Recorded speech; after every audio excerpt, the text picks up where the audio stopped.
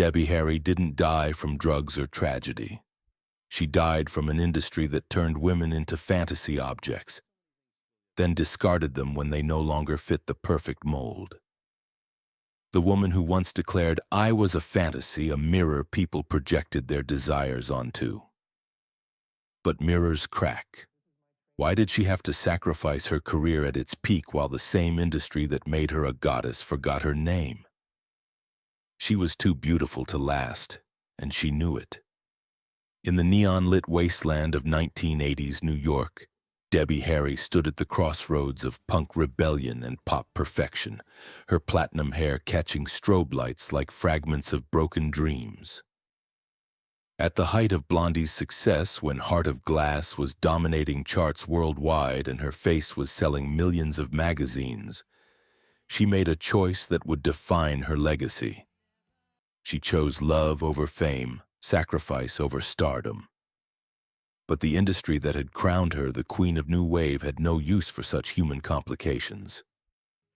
When Chris Stein, her musical partner and life companion, fell gravely ill with a rare autoimmune disease, Debbie Harry faced an impossible choice. She could continue touring, recording, and feeding the machine that had made her an icon, or she could step away to care for the man she loved. She chose humanity over commodity, and the music industry responded with the cold indifference it reserves for women who dare to prioritize anything over their own marketability. The official story would focus on creative differences and band tensions, but those who understood the mechanics of fame knew the deeper truth. Debbie Harry had been murdered by a system that celebrated women's beauty while systematically destroying the women themselves, that offered stardom while demanding the sacrifice of everything that made life worth living. When Blondie announced their hiatus in 1982, it sent shockwaves through a music world that had grown accustomed to treating its female stars as replaceable commodities. The woman who had single-handedly bridged the gap between underground punk and mainstream pop was walking away at the peak of her powers, leaving behind a legacy that the industry would spend decades trying to replicate without ever understanding what made it genuine. But to understand how a girl from New Jersey became the face of a cultural revolution, and then a cautionary tale about the price of authenticity, we must journey back to the gray suburbs of Hawthorne, where a young woman first learned that survival required performance, but success demanded something far more dangerous. The story begins not in the glamorous clubs of Manhattan, but in the modest suburbs of Hawthorne, New Jersey, where Deborah Ann Harry entered the world on July 1st, 1945, into circumstances that would teach her early lessons about adaptation, performance, and the complex relationship between identity and survival. Adopted at 3 months old by Richard and Catherine Harry, she grew up in a middle-class environment that provided stability but also questions about belonging that would later inform her ability to inhabit multiple personas. The Harry household was one where conformity was valued over creativity, where the expectations of 1950s suburban life left little room for the kind of artistic expression that was already stirring in young Debbie's imagination.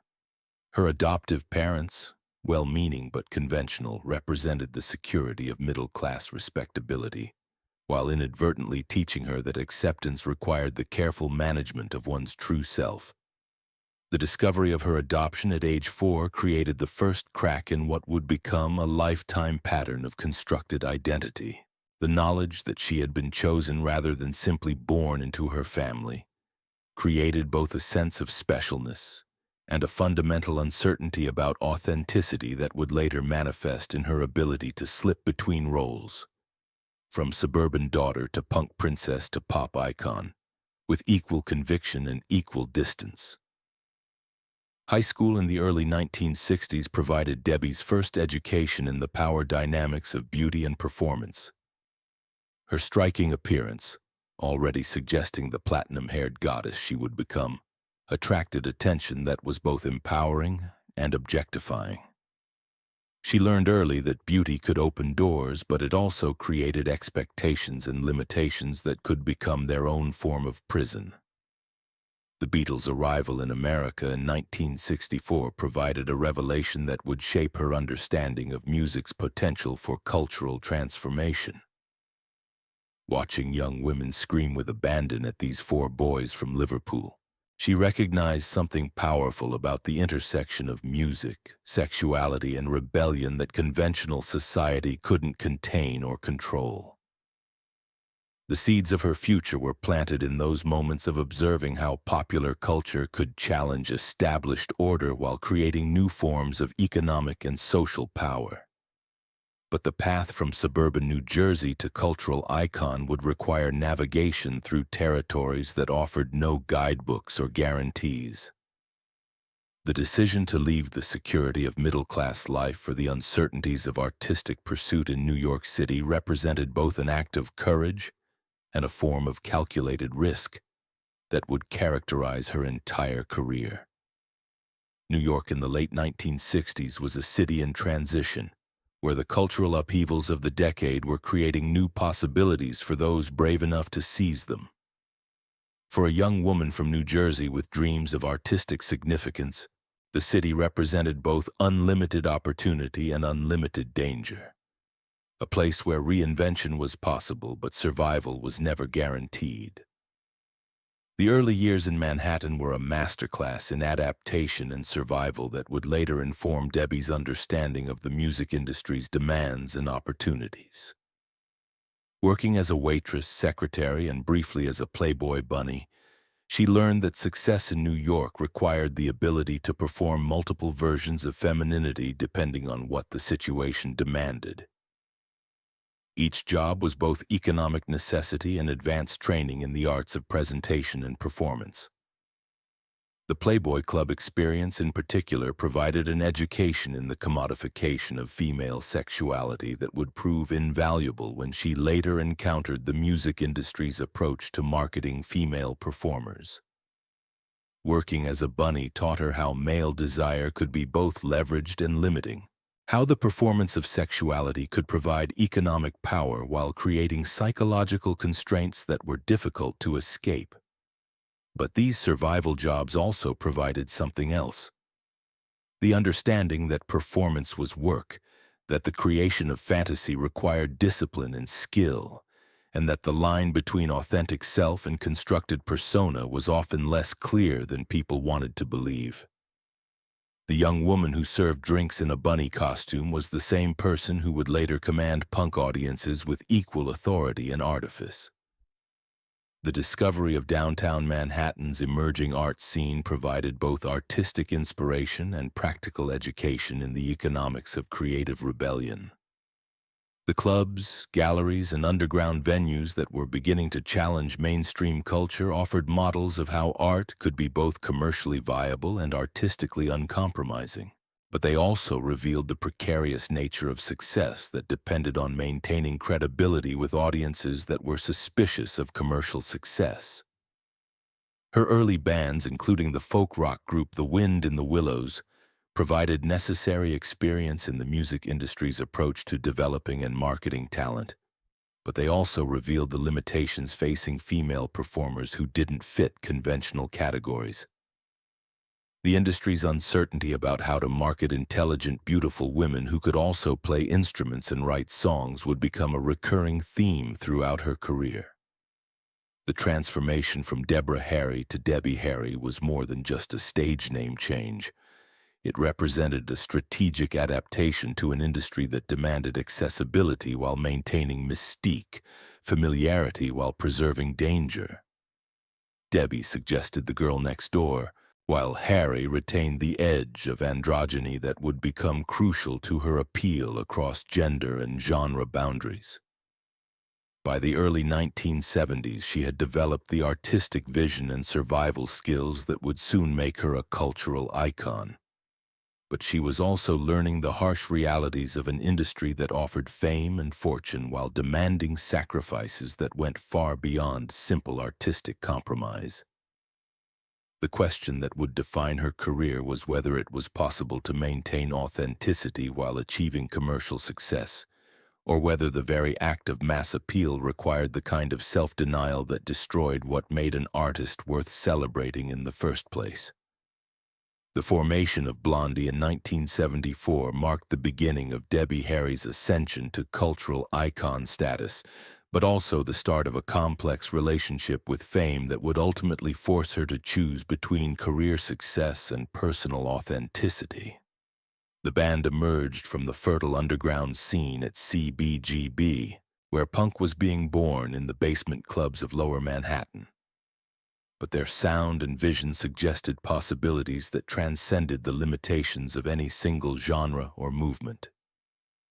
Chris Stein, the guitarist who would become both her musical partner and life companion, represented a different kind of artistic collaboration than she had experienced in previous bands. Their creative relationship was built on mutual respect for each other's abilities rather than the typical dynamic of male musicians tolerating a female singer as decoration or novelty. This partnership would prove both creatively liberating and personally transformative, creating the foundation for music that could challenge conventions while achieving mass appeal. The early Blondie sound represented a revolutionary approach to punk that incorporated elements of pop, disco, and new wave in ways that suggested the future of popular music. While other punk bands were committed to maintaining underground credibility through deliberate musical limitations, Blondie embraced the possibilities of commercial success without abandoning their artistic integrity. This approach would prove both prescient and controversial, as success brought accusations of selling out from punk purists who viewed commercial appeal as artistic betrayal. The downtown music scene of the mid-1970s provided both creative inspiration and practical education in the realities of building a career outside mainstream industry channels. CBGB, Max's Kansas City, and other venues created an alternative economy where artistic vision mattered more than commercial viability. But they also demonstrated the limitations of remaining completely outside conventional business structures. For Blondie to achieve their artistic goals, they would need to navigate the transition from underground credibility to mainstream success without losing what made them unique. Debbie's stage presence during this period was revolutionary in ways that contemporary audiences may struggle to fully appreciate. Her combination of punk aggression and pop accessibility, dangerous sexuality and approachable charm, represented a new model of female performance that transcended traditional categories. She was simultaneously the blonde bombshell and the punk rebel, the sex symbol and the serious artist, proving that these apparently contradictory identities could coexist in the same person. But the development of her iconic image also created pressures and expectations that extended far beyond music. The platinum hair, the designer dresses, the carefully cultivated mystique. All of these elements were both artistic choices and marketing necessities, creative expressions and commercial calculations. The line between authentic self-presentation and calculated image management was becoming increasingly difficult to maintain. The recording of their breakthrough album Parallel Lines in 1978 showcased both the creative peak of their collaboration and the beginning of pressures that would ultimately threaten the band's sustainability. The album's success, driven by hits like Heart of Glass, transformed Blondie from underground heroes to international superstars, but it also introduced them to industry demands and expectations that had little to do with artistic development. Heart of Glass became more than just a hit song. It became a cultural phenomenon that established Debbie Harry as one of the most recognizable faces in popular music. But success at this level also meant accepting a level of scrutiny and objectification that male performers rarely faced. Every aspect of her appearance, every romantic relationship, every public statement was subjected to analysis and judgment that treated her as much as a commodity as an artist. The video for Heart of Glass, with its disco-influenced sound and glamorous visual presentation, represented both the culmination of Blondie's artistic vision and the beginning of their entrapment within industry expectations. The success of the video established new standards for how female performers were expected to present themselves, but it also created pressure to maintain levels of visual perfection that were ultimately unsustainable. Behind all that glamour and success, was there an exhaustion that came from constantly performing multiple versions of femininity for different audiences? The question would prove prophetic as Debbie struggled with the demands of being simultaneously a serious artist, a sex symbol, a fashion icon, and a human being with needs and relationships that couldn't be reduced to marketing categories. The period from 1978 to 1982 marked the absolute peak of Blondie's commercial success and Debbie Harry's cultural influence, but also the intensification of pressures that would ultimately force her to choose between career advancement and personal well-being. The band's success during this era was unprecedented. Multiple platinum albums, sold-out worldwide tours, and cultural impact that extended far beyond music into fashion, film, and art. The success of Heart of Glass was followed by a string of hits that established Blondie as one of the most successful bands of the late 1970s and early 1980s. Songs like Call Me, Rapture, and The Tide is High showcased both the band's musical versatility and Debbie's ability to inhabit different musical styles while maintaining her distinctive identity. But each success also increased the pressure to maintain commercial viability while satisfying increasingly diverse audience expectations. Her collaboration with visual artists like Andy Warhol and photographers like Robert Mapplethorpe positioned her at the intersection of high art and popular culture in ways that were both personally fulfilling and professionally advantageous.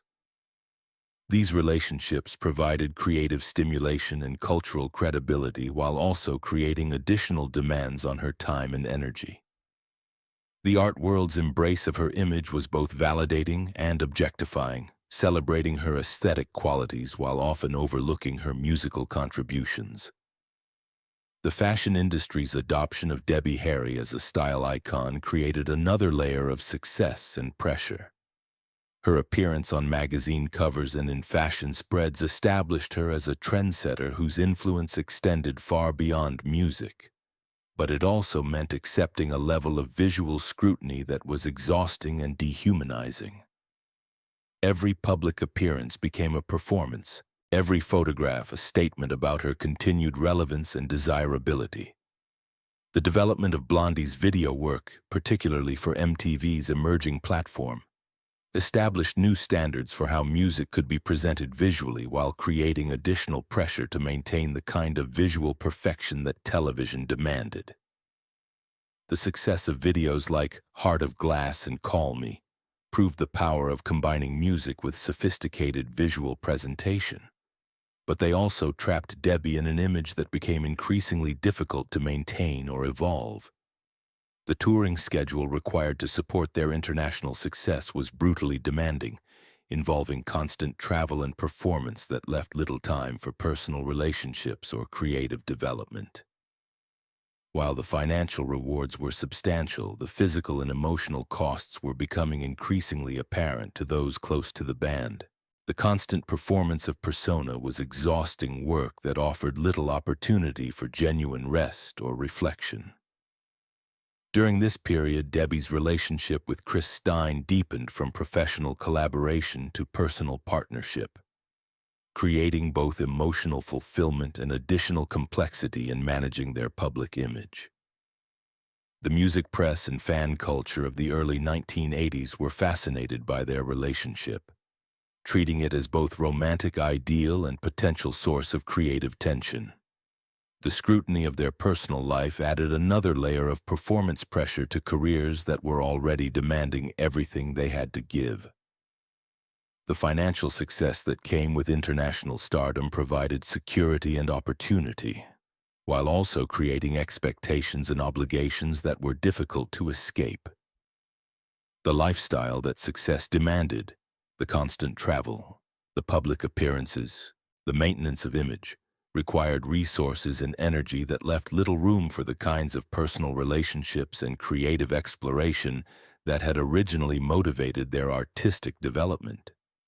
Her ventures into acting, including roles in films like Videodrome and Hairspray, showcased her versatility while creating additional demands on her time and energy.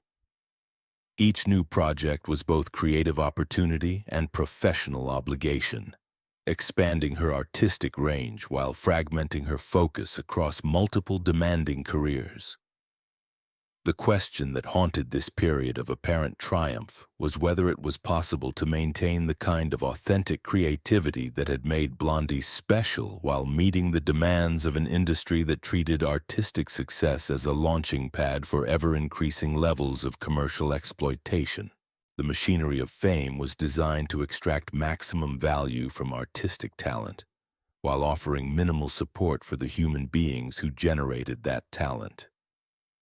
The crisis that would ultimately force Debbie to choose between career and personal life began quietly in the early 1980s, when Chris Stein started experiencing symptoms of what would later be diagnosed as pemphigus vulgaris, a rare autoimmune disease that attacks the skin and mucous membranes. Initially dismissed as stress-related problems brought on by the pressures of fame, his condition gradually worsened, until it became clear that he was facing a potentially life-threatening illness that required immediate and sustained medical attention. The diagnosis came at the worst possible moment from a career perspective. Blondie was at the height of their commercial success, with recording contracts, touring commitments, and business obligations that represented millions of dollars in potential revenue. The industry's response to Chris's illness revealed the true nature of its relationship with the artists who generated its profits. Concern was expressed, but the underlying expectation was that the show must go on, regardless of personal circumstances. The practical realities of caring for someone with pemphigus vulgaris were incompatible with the demands of maintaining an international music career. The disease required constant medical supervision, careful management of medications, and the kind of emotional support that could only come from someone who prioritized the patient's well-being over all other considerations. For Debbie, the choice between continuing her career and caring for Chris was not really a choice at all. It was a test of what she valued most. The decision to put Blondie on hiatus while she cared for Chris was both courageous and career suicide in an industry that had no patience for human complications.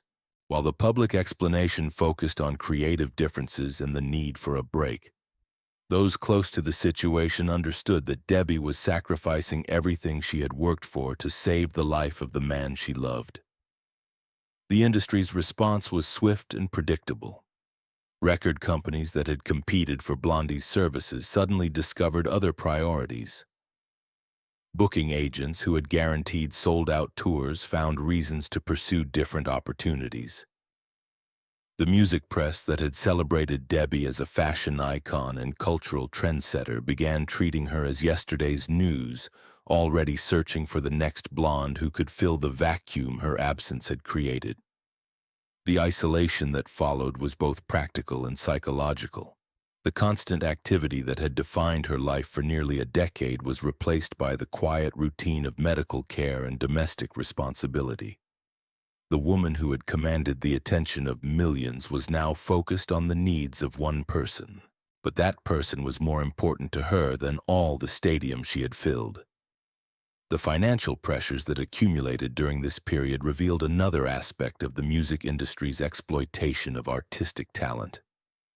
While Blondie had generated substantial revenue during their peak years, the complex structure of recording contracts, management fees, and business expenses meant that stepping away from active earning had immediate and dramatic consequences for their financial security. The industry that had profited from their talent offered no safety net for artists who could no longer perform. Friends and colleagues from the music world began to distance themselves as it became clear that Debbie's hiatus was not a brief sabbatical, but a fundamental reordering of her priorities. The social world that had surrounded their success was revealed to be largely transactional, based on mutual benefit rather than genuine relationships. When the benefits stopped flowing, so did most of the friendships. The emotional toll of watching Chris suffer while simultaneously grieving the loss of her career was enormous and largely unacknowledged by a culture that preferred to focus on the romantic aspects of her sacrifice rather than the practical realities of what she had given up. The narrative of love conquering all was more appealing than examining the systematic failures that had made such dramatic choices necessary. But the period of caring for Chris also provided something that fame had never offered: the opportunity to discover who she was when she wasn't performing for others. Stripped of the external validation that had shaped her identity for so long, she was forced to confront fundamental questions about value, purpose, and what constituted a life worth living. The years that followed Blondie's hiatus represented a form of cultural death and rebirth for Debbie Harry, as she navigated the transition from global superstar to relative obscurity while maintaining the hope that her sacrifice might be temporary rather than permanent. The music industry, which had no institutional memory for artists who stepped away voluntarily, continued its relentless pursuit of the next big thing while treating her as a cautionary tale about the dangers of prioritizing personal relationships over professional obligations. The practical challenges of caring for someone with a chronic illness while managing reduced income and faded celebrity status provided a different kind of education than anything the music industry had offered. The skills required for navigating insurance companies, medical bureaucracies, and the day-to-day realities of illness bore no resemblance to the glamorous lifestyle she had known, but they proved more valuable for long-term survival than anything she had learned about performance or image management. The isolation from the music world was both liberating and devastating. While the constant pressure of maintaining her image and meeting industry expectations was removed, the creative stimulation and sense of purpose that had driven her artistic development was also gone. The silence that replaced the constant noise of fame was both peaceful and deafening, offering space for reflection while creating a vacuum that threatened to consume her sense of identity. During this period, her relationship with visual art deepened from casual interest to serious pursuit, providing both creative outlet and emotional sanctuary. The art world's acceptance of her as a serious participant rather than a celebrity tourist offered validation that was both personally meaningful and professionally irrelevant. The skills she had developed in performance and image creation translated surprisingly well to visual expression, suggesting artistic abilities that had been constrained rather than fulfilled by the music industry's demands. The financial pressures that mounted during these years revealed the precarious nature of artistic success in an industry that offered substantial short-term rewards while providing minimal long-term security. The lifestyle that fame had enabled was unsustainable without constant earning. But the obligations that success had created, mortgages, business expenses, and the extended network of people who had depended on Blondie's continued activity, remained even when the income stopped. Her attempts to maintain some connection to the music world through solo projects and collaborations were met with industry indifference that revealed how quickly cultural relevance could evaporate.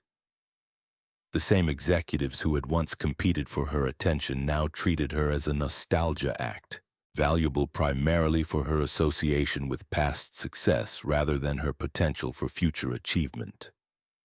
The music press, which had once documented her every move, now mentioned her primarily in retrospective pieces about the early 1980s or in articles about the challenges facing aging female performers. The transformation from current events to historical footnote happened with stunning speed, demonstrating how quickly the industry discarded artists who could no longer generate immediate profits. But the period also provided something that fame had never allowed: the opportunity to develop relationships based on genuine compatibility rather than professional necessity. Freed from the constant demands of image management and career advancement, she was able to discover what kinds of connections and activities provided real satisfaction rather than mere professional advancement. The question that haunted this period was whether the sacrifice had been worth it, whether love and loyalty were adequate compensation for the loss of artistic platform and cultural influence. The answer would prove to be more complex than simple calculations of cost and benefit, involving fundamental questions about the nature of success and the relationship between personal fulfillment and public achievement. Chris Stein's eventual recovery, while not complete, was sufficient to allow for limited activity and the possibility of artistic collaboration. But the music industry that had once embraced Blondie had moved on to new sounds and new faces.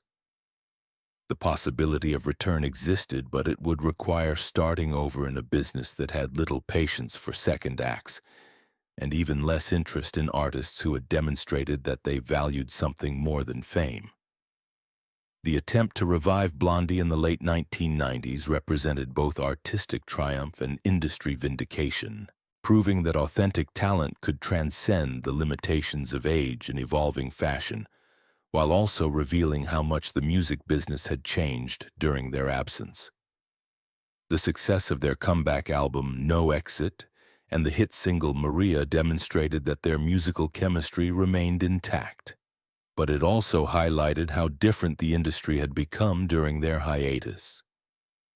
The music world of the late 1990s was dominated by different sounds, different technologies, and different approaches to marketing and distribution that required adaptation to survive.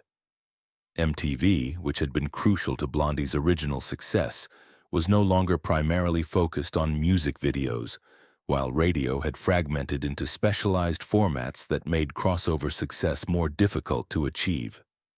The industry that had once celebrated their versatility now seemed uncertain about how to categorize or market artists who refused to fit into narrowly defined genres. The reunion also forced Debbie to confront the reality that her relationship with fame had fundamentally changed during the years away. The appetite for constant performance and image management that had sustained her through the early 1980s had been replaced by a more selective approach to publicity and a clearer understanding of what aspects of celebrity culture were worth engaging. The woman who returned to the spotlight was more confident about her boundaries and less willing to sacrifice personal well-being for professional advancement. The critical and commercial success of their comeback validated the artistic vision that had originally made Blondie special, while also demonstrating the industry's continued discomfort with aging female performers. While male rock stars were celebrated for their longevity and treated as elder statesmen, female performers faced constant scrutiny about their appearance and relevance that had little to do with musical ability. The touring that supported their reunion albums provided both the satisfaction of reconnecting with audiences and the reminder of why she had been willing to step away in the first place. The physical demands of maintaining a performance schedule, combined with the emotional labor of constantly presenting a public persona, remained as exhausting as they had been 20 years earlier. But her tolerance for that exhaustion had decreased rather than increased with age. The new generation of fans who discovered Blondie through their comeback represented both artistic validation and generational challenge.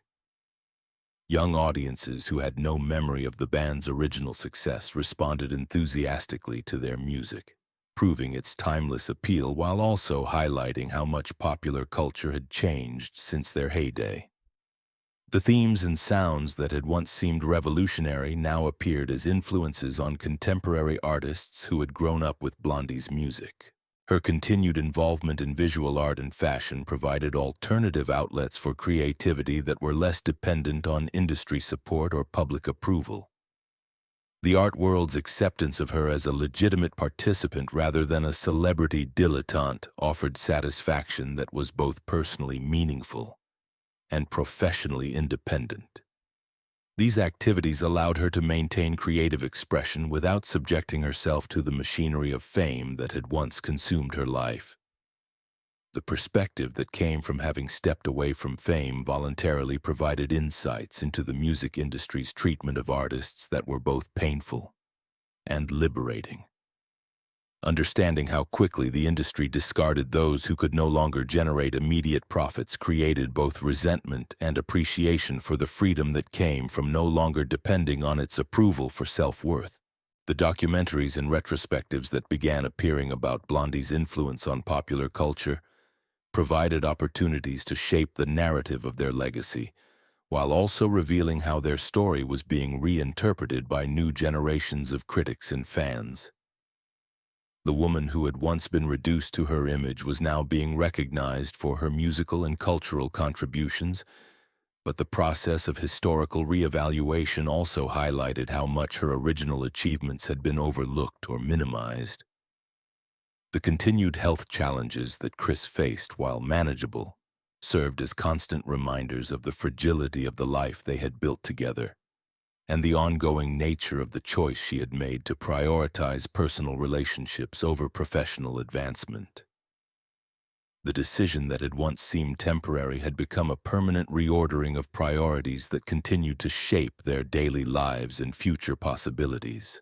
The industry's eventual recognition of Blondie's influence, including their induction into the Rock and Roll Hall of Fame, provided validation that was both satisfying and insufficient. While the acknowledgement of their contributions was meaningful, it came too late to impact their original career trajectory and served more as historical footnote than practical recognition of ongoing artistic value. Today, Debbie Harry remains a cultural icon whose influence extends far beyond her musical achievements, but her story also serves as a cautionary tale about the price of fame and the courage required to prioritize human relationships over professional success.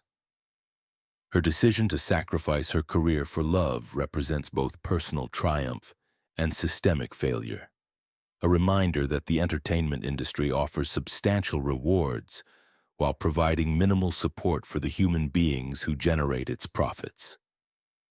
The mirror that once reflected America's desires back to itself had indeed cracked, but the fractures revealed something more valuable than the original surface: the possibility that authentic human choice could triumph over commercial calculation, that love could prove more powerful than fame, and that the courage to walk away from success might represent a greater achievement than the original success itself. Her legacy challenges contemporary artists and audiences to consider what constitutes real success and whether the sacrifices demanded by fame are worth the rewards it offers. In a culture that continues to worship celebrity while destroying celebrities, Debbie Harry's story provides both inspiration and warning. Her greatest scandal wasn't drugs or sex, it was love. The mirror cracked, and in the cracks lived her truth. She chose humanity, and the industry chose amnesia. But what remained was more valuable than any reflection: the proof that authentic human choice could triumph over commercial calculation, that love could prove more powerful than fame, and that the courage to walk away from success might represent a greater achievement than the original success itself. Debbie Harry proved that sometimes walking away is louder than any encore. Her decision to sacrifice her career for love represents both personal triumph and systemic indictment, a reminder that the entertainment industry offers substantial rewards while providing minimal support for the human beings who generate its profits. Debbie Harry didn't vanish. She was erased for refusing to be a commodity. What hidden truths about the entertainment industry's treatment of women and the nature of authentic success might still remain buried in the fragments of mirrors we mistake for reality? The answer may determine whether future generations of artists will find ways to maintain their humanity while achieving their artistic goals, or whether the machinery of fame will continue to consume those brave enough to step into its gears.